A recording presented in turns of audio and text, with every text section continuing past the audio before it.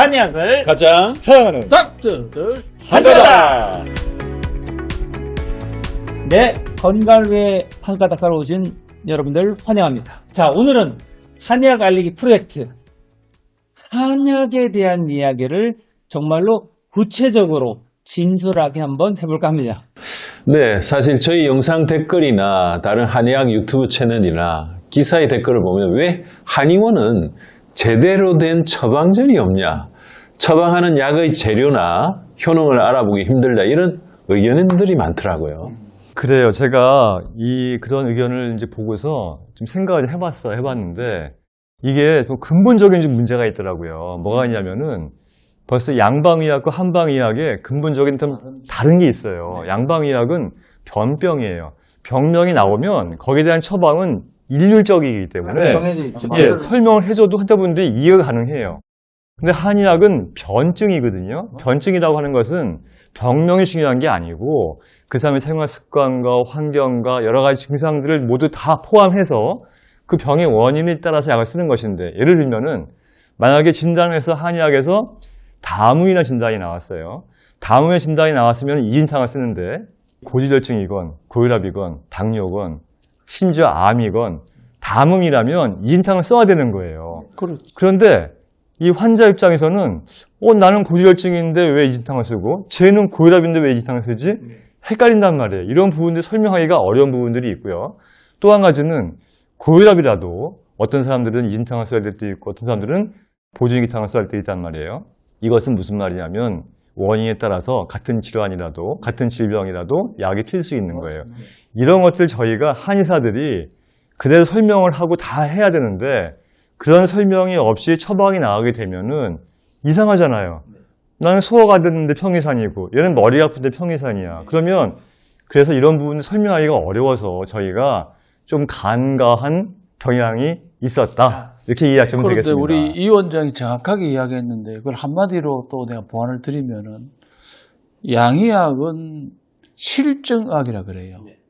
그 실에 의해서 접근하는 거고, 그러니까 만들어 놓은 걸 맞추는 거고, 그러니까 약을 만들어 놓고 사람이 맞춰야 돼. 이 사람의 한겹씩.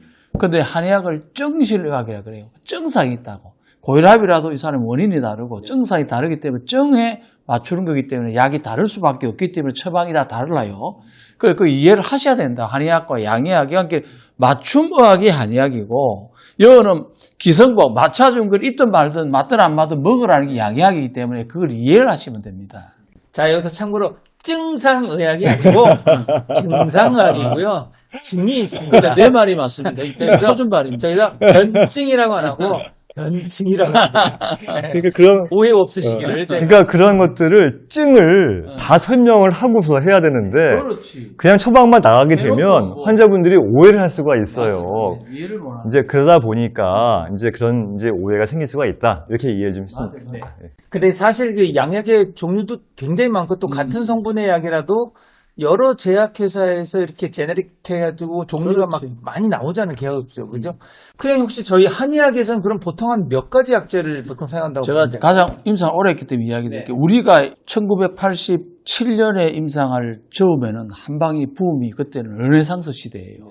그래도 한의원에 엄청나게 다양한 환자들이 다 왔다고. 감기, 몸살, 고혈압, 당뇨, 보약. 그때 최소한 한의원에서 한 200여 가지 한약을 썼었어요. 처방도 많이 쓰는 사람 100가지.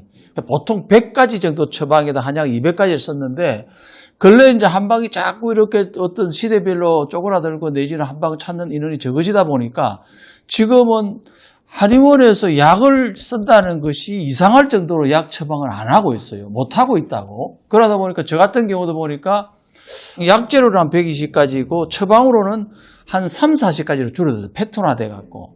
그래서 요즘은 많이 한약이 그 좋은 한약 처방을 많이 못 쓰고 있고 그 좋은 한약재를 못 쓰는 게 너무너무 마음이 아파요. 이 좋은 한약을 국민들이 못 먹고 있으니까. 근데 여기서도 조금 제 보완 설명을 드리면 지금 말씀하신 거는 이제 한 명의 한의사 분이 쓸 때 그 정도의 처방을 쓰는 거고요. 이 개개인별로 다양한 그런 처방들, 잘 쓰는 처방들이 그 정도 숫자이기 때문에 전체 수로 따지면 또 그 숫자는 어마어마한 거죠. 그렇죠. 어마어마한 그렇죠. 거죠. 그렇죠. 네. 맞습니다. 그게 또 혹시 헷갈리시면 안 될까 제가 보연 설명 드렸고요. 자, 이렇게 앞서 말씀드린 처방전과 관련된 의문을 가지신 이유들 중에 하나가 일단 병원에서는 처방전을 받고 약국에 가져가서 처방을 받을 때 복약 지도도 받고 그다음에 환자 보관용 처방전이 또 있잖아요. 집에 가서 이걸 가지고 뭔가 이게 이름을 검색하면 딱 이제 약물 정보원에서 나온단 말이에요. 부작용은 뭔지 어떤 효과가 있는지 이게 검색도 되니까 뭔가 환자분들이 느끼기엔 좀 투명하다 이런 느낌을 갖는단 말이에요. 양약에 대해서는. 그렇죠.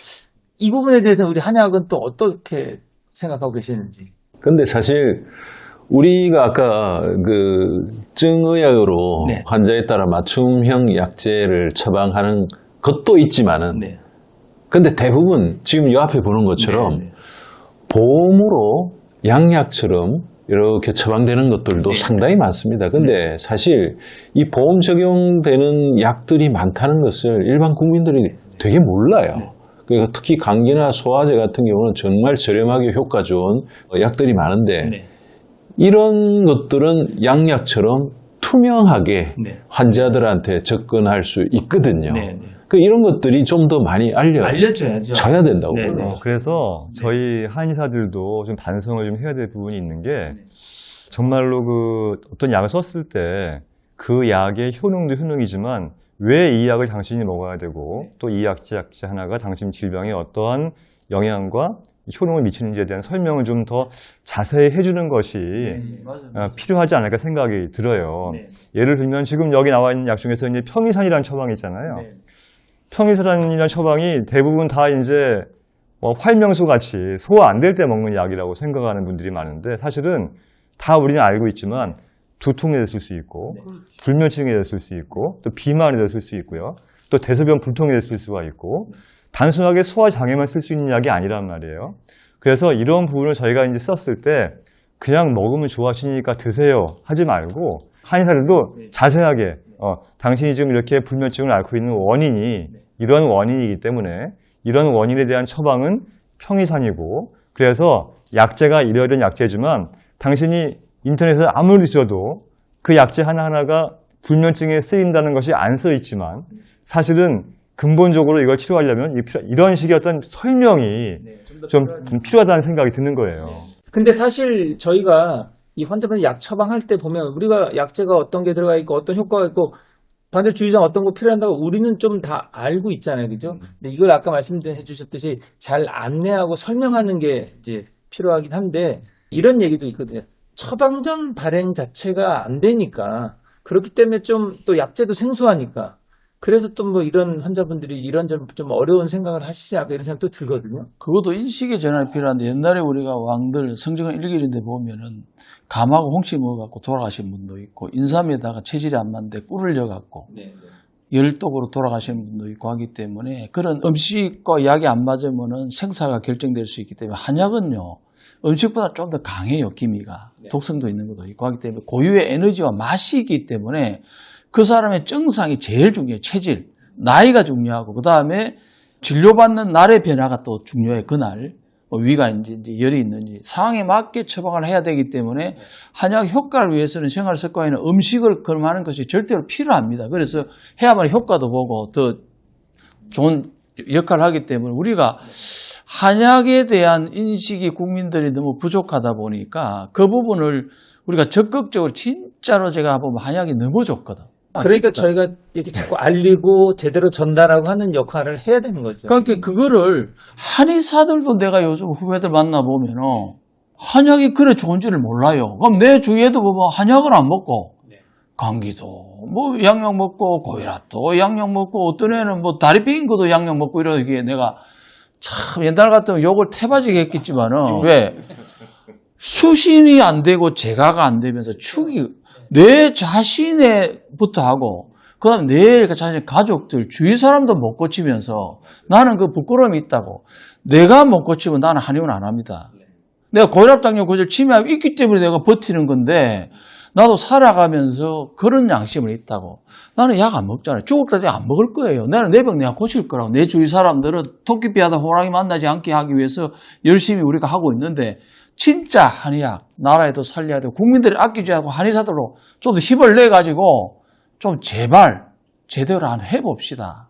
네, 잠시 열기를 좀 씻어주시고, 네, 저희가 또 전달할 내용이, 네, 전달 내용이 많으니까요. 네. 또 우리 많은 분들이 궁금해 하시는 거지, 한의원 치료받다 보면 아마 제가 한번 보여드릴까요? 접해보신 분도 있지만 접하지 않은 분들이 훨씬 많을 것 같아요, 제가 보면. 모르지. 이렇게, 예, 건강보험 적용, 의료보험 적용되는 약들이, 처방전들이 그래. 이렇게 다양하게 나오고 있습니다. 이렇게. 색깔도 다양하고, 예, 네. 이렇게 다양하게. 아주 간편하게 복용하기 쉽게 나와 있어요. 그래서 저희가 하나씩 타서 이제 우리 뭐 커피 타지 물 타서 먹게끔 먹으면 이제 우리가 흔히 말하는 탕약 형태가 되는 거죠. 그 약들이 이렇게 번호가 다 쓰여져 있어요. 이렇게. 그래서 한약도 주요 다빈도 질환과 잘 쓰이는 주요 효과가 검증된 처방들을 이렇게 보험약으로 이렇게 번호들이 다 매겨져 있고, 이 번호는 고유의 번호예요.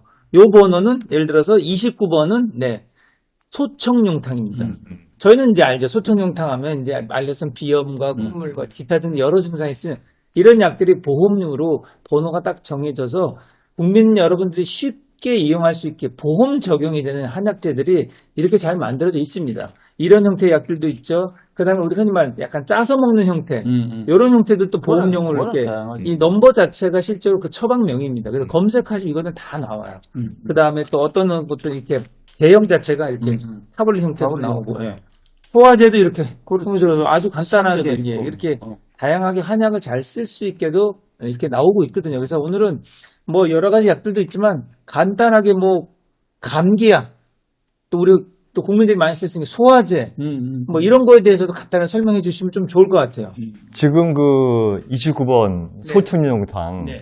이거 저희 병원에서 환우분들이 가장 많이 드시는 약 중에 하나거든요. 특히 이제 초가을에 찬바람 불 때 맞아요, 맞아요. 콧물. 저희 입원하신 그 암 환우들 특히 이 암 환우들은 하도 그 한약을 이제 못 먹게 하는 외부 세력 때문에 한약에 아주 그냥 되게 그 이렇게 겁을 내 하시는데 이 보험약으로 나와 있는 이 제제에 대해서는 크게 거부감 없이 드시는 편이시고 제가 많이 이제 해본 결과 이 소청용탕은 실제로 효과가 되게 좋아요. 특히 지금같이 날씨가 추울 때 코감기 왔을 때 좋으니까 많이 활용을 좀 하시면 좋을 것 또 같다. 제일 많은 알러지는 비염에도 또 그럼요. 너무 좋아요. 물 흐르고 재채기 예, 예, 예. 있을 때. 그리고 또 하나 우리가 한약 시장이 죽은 이유 중에 하나가 건강식품의 한약이 대단히 많이 뺏겼지 않습니까? 근데 여러분들이 아셔야 될 게 건강식품은 식품입니다. 약하고는 틀리고 법적으로 이 브릭스 농도라든지 쓸 수 있는 약의 종류가 제한되어 있거든요. 근데 그런 건강식품을 치료제처럼 이렇게 복용하는 경우도 많은데 이런 한약, 특히 보험 한약들은 건강식품에서는 도저히 쓸 수 없는 전문적인 약재가 들어가고 저항도 치료 효과가 높죠. 그 다음에 어떤 브릭스 농도도 훨씬 진하고 네. 그러니까 건강식품이 따라올 수 없는 약의 영역이고 보험 적용이 되기 때문에 이거 처방하는데 몇 천 원 안 들지 않습니까? 환자분들이 한 3일치 가져갈 때 몇 천 원 단위 선. 아니 그러니까 지금 이제 찬바람 맞고 콧물 나오고 맑은 콧물 나오고 재채기 나오잖아요.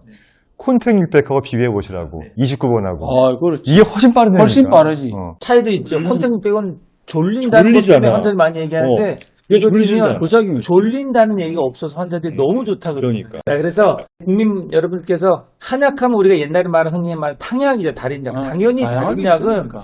개개인마다의 그 특징적인 그 원인들을 잘 찾아서 진맥을 통해서 여러 가지 증상을 통해서 찾아서 해주는 그런 탕약 형태가 있고 이것만 있는 게 아니라는 거죠. 예, 접근이 훨씬 쉬운 이런 굉장히 저렴하게 여러분들이 접근 쉽게 할 수 있는 들고 다니는 휴대폰이나 이런 보험약들도 많이 나오고 또한 탕약도 요새는 이렇게 농축시켜서 아주 복용이 편하게 다양한 제형으로 많이 나오고 있다는 것을 꼭 기억해 주시고 여러분들 어떤 건강상의 문제가 있으면 우리 한의사 선생님들과 잘 상의하시고 좋은 처방들 잘 받아서 건강에 도움 되셨으면 좋겠습니다. 저기 이참에 준비 왔으니까 15번은 뭐예요? 15번. 네. 15번은 무슨 이야기냐면 요거는 우리 흔히 저희들끼리 용어로 반백탕이라고 하죠. 바나, 배출, 천마탕이 이거 박 원장님이 좀 설명해 주세요. 이거 S15번입니다. S15번. 언제 먹은 약인지 설명해 주세요. 이거 바나, 되게 배출, 좋은 천마탕. 약이에요. 우리가 머리 중에서도 특히 앞골이 아프신 분들 네. 그러니까 밥 먹고 나서 졸리면서 두통이 오고 이런 때 쓰면 아주 좋은 두통약이라고 볼 수 있습니다. 그리고 또 저는 환자들한테 요즘 환자들 많습니다. 편두통도 극렬하게 오는 환자들 중에 일부는 저희가 또 이 처방으로 또 굉장히 잘 호전시키는 사례가 많거든요. 그리고요, 평소엔 잘 놀다가 공부만 하라고 그럼 머리 아프다고 하는 애잖아요, 애들. 선생님 바꾸면 되게 좋아. 그럼 이거 많이 써야 그러니까 많이 썼는다니까. 이게 좋은 약이 있다니까. 지금 이 몇 번까지 있죠? 56번까지 있습니다. 56번, 네. 56가지가 네. 이렇게 다양한 다 증상과 질병에 따라서 처방할 수 있게 보험약이 구성되어 있습니다. 네. 1000단위입니다.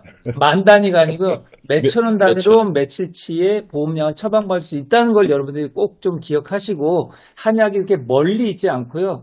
가까이서 여러분 주변에 어느 한의원 가도 이렇게 보험약이 구비가 되어 있으니까 잘 상담하시고 여러분들 맞는 약을 좀 받으셨으면 좋겠습니다. 자, 오늘 이렇게 한의원의 한약에 대한 수다를 마치면서 우리 이 부분은 그래도 큰형님께서 한번 마무리해 주셔야겠죠?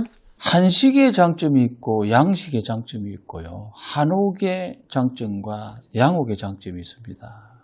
한약은 몇천 년의 세월을 거쳐서 많은 검증이 됐기 때문에 한약이 진짜 좋기 때문에 한의원에 오셔서 전문가의 진단을 받으시고 한의원에서 처방하는 한약 처방은 진짜 좋기 때문에 또 보험약이 있기 때문에 받으시면은 진짜로 건강 회복할 수 있으니까 많이 활용하시기 바랍니다.